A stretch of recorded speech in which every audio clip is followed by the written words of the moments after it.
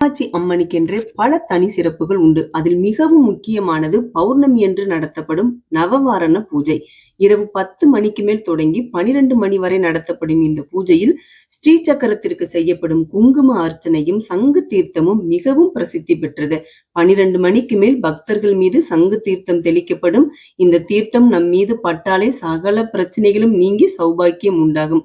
12 மணியிலிருந்து 3 மணி வரை அம்பாளை தரிசிக்கும் அனுமதி பொதுமக்களுக்கு உண்டு.